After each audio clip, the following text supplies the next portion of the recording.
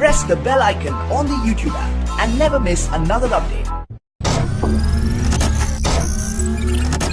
Omar dropped it.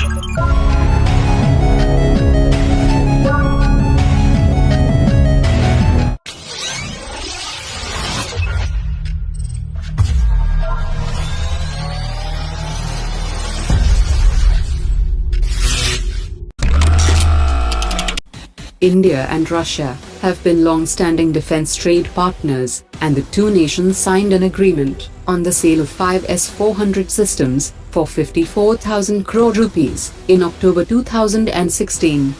The Indian Defence Ministry is soon to start the process of initiating contractual negotiations with Russia for the sale of S400 Triumph air defense system. The field evaluation trials of the S400 system have been conducted successfully by Indian Air Force. After the top-level negotiations, the deal is likely to cost less than 40,000 crore rupees and may go down even further.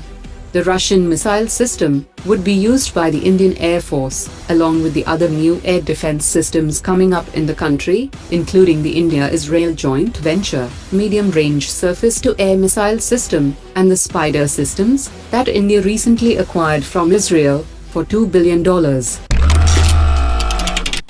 Indian private firm, Ashok Leyland Defense System, has partnered with Russia's state-owned arms exporter, Rosoboronexport, and ELCOM Group of India, to provide a local solution to the upgrade program of tracked vehicles of the Indian Armed Forces.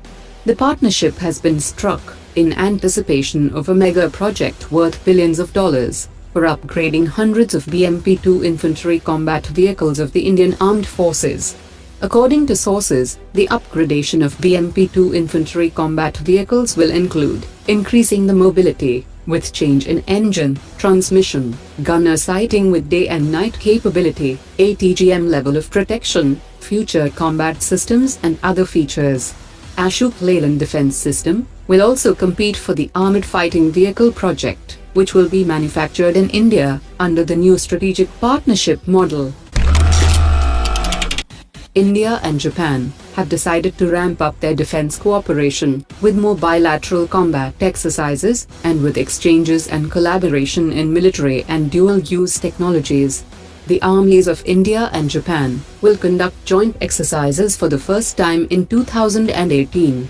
In July this year, Japan participated in the joint naval exercises with India and US, and now it wants to step up its level of engagement in these exercises by sending Kawasaki P-1 anti-submarine warfare and maritime patrol aircraft, which is the most sophisticated of its class, presently operated by Japanese Navy. The navies of both countries will train together in anti-submarine warfare and anti-mine exercises, which could see the deployment of P-8I reconnaissance aircraft of Indian Navy to Japanese naval bases for the very first time in 2018. India may once again be considering the purchase of 18 US-2I amphibious aircraft from Japan, which could be worth approximately $1.6 billion. Vietnam has underlined the significance of defense ties with India, saying it will continue to purchase military equipment from India to defend its sovereignty.